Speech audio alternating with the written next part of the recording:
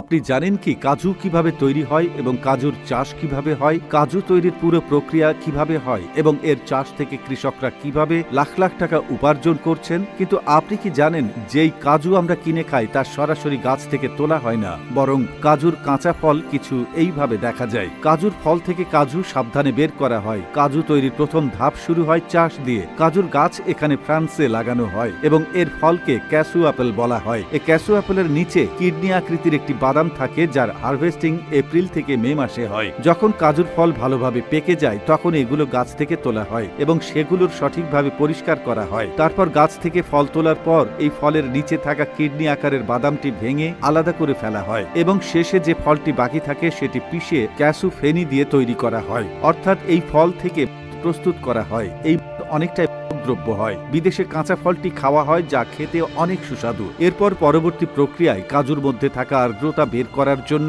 এগুলো 3 দিন পর্যন্ত রোদে ভালোভাবে শুকানো হয় এবং নিয়মিত পাল্টানো হয় যাতে এটি সম্পূর্ণভাবে শুকিয়ে যায়। তারপর এগুলো রোস্টিং প্রক্রিয়াজাত করা হয়, যেখানে শুকনো কাজুর বাদামগুলোকে উচ্চ তাপমাত্রার চেম্বারে ঢুকিয়ে রোস্ট করা হয়। কাজুর সাইজ অনুযায়ী তাদের আলাদা আলাদা সময় ধরে রোস্ট করা হয়। এরপর কাজুর উপরে একটি শক্ত খোল থাকে, তাই এই বিশেষ মেশিনে কাজুর বাদামগুলো ঢুকিয়ে একে একে সেই শক্ত খোলসটি খুলে ফেলা হয়। কাজুর খোলের মধ্যে একটি সটিক অ্যাসিড থাকে, যা এতটাই যে হাত লাগালে হাতে পুড়ে যেতে পারে, তাই এই কাজটি কর্মীরা গ্লাভস পরে করেন। এবার বের করা কাজুর বাদামগুলোকে একটি হিটিং রুমে ঢুকিয়ে 75 থেকে 85 ডিগ্রি সেলসিয়াস তাপমাত্রায় গরম করা হয়। এর ফলে কাজুর মধ্যে থাকা সঠিক অ্যাসিড শুকিয়ে যায় এবং এর প্রভাবও শেষ হয়ে যায়। এরপর কাজুর শক্ত খোল খুলে যাওয়ার পর কাজুর উপরে আরেকটি পাতলা খোল থাকে, তাই এসব কাজুর বাদামগুলোকে একটি ফিলিং মেশিনে ঢুকিয়ে সব খোলটা পরিষ্কার করা হয়। অনেক জায়গায় এই কাজটি হাতে ছোট দিয়ে করা হয় যাতে কাজুর পুরো খোলটা পরিষ্কার হয়ে যায়। এরপর কাজুর গ্রেডিং প্রক্রিয়ায় কাজুর সাইজ, রং